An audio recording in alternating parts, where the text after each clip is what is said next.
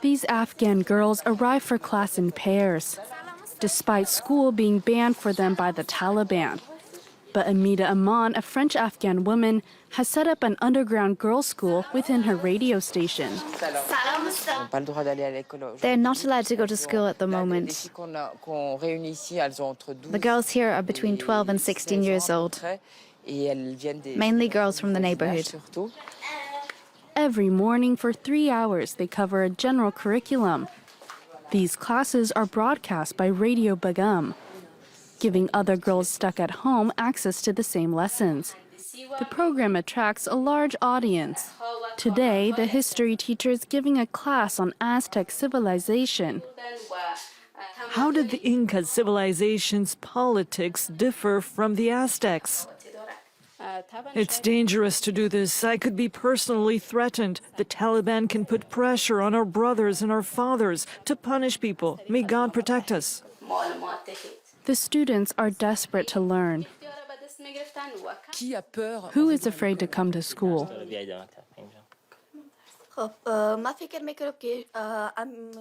The Taliban has promised to reopen schools, but I don't think they will.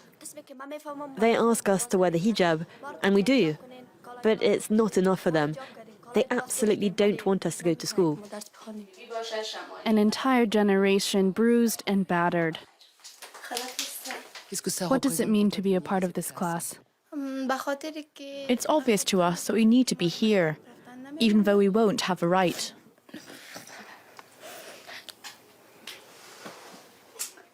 Do you understand why your friend is crying? God says we have the right to education and we can't access this right. That's why she's crying. A right to education which has become a dream and getting harder by the day. What do you want to do when you grow up?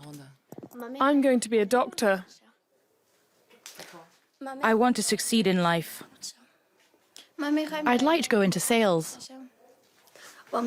I want to be a famous doctor. I want to be a judge. Do you think you'll achieve your dream? I'm not so sure. No. Maybe if the future goes in our favor. It's impossible to predict. War could break out here overnight. Though it was clearly difficult for them, all the girls agreed to speak to our team. They want to be heard and understood outside of their country. These women work at Radio Begum. Their daily lives have also been turned upside down. The Taliban not only prevent girls from going to school, they have also put in place a segregation system. Women and men have always worked together well here, and it makes me really sad to have them separated. But, well, let me show you. Strict separation is not respected everywhere. Upstairs, a female journalist prepares a report beside a male editor. And what if the Taliban come? There's a lookout person outside who would warn us, and everyone would go back to their place. The curtain would be drawn. The Taliban are never far away, present throughout the streets of Kabul, preserving the Taliban's new regime. Though girls are forbidden from attending school and high school, their presence is allowed in universities. But here, too, strict rules are in place to avoid all mixing between the sexes. In the same class, boys are on one side and girls on the other, always separated by a wall or a curtain. The setup in this cellular biology class makes it difficult for the women to follow. Teacher, when they come, they teach for the boys. We cannot see very well. They didn't translate for us here.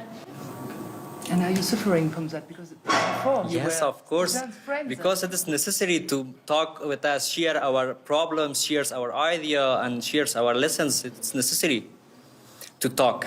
Yeah, I'm suffering from such a condition. You have friends behind the curtain? Yeah, all of our classmates is our friends. These students feel increasingly invisible. Who wants to go abroad?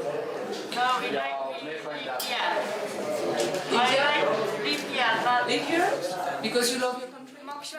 We'd rather deal with a bad situation here than a good situation abroad. Why is it so painful?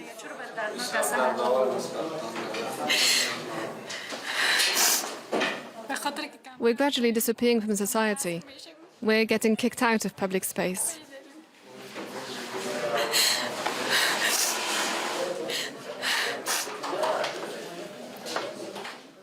These young women have been in pain and traumatized ever since the Taliban took over their country, hoping to tell the world about their distress.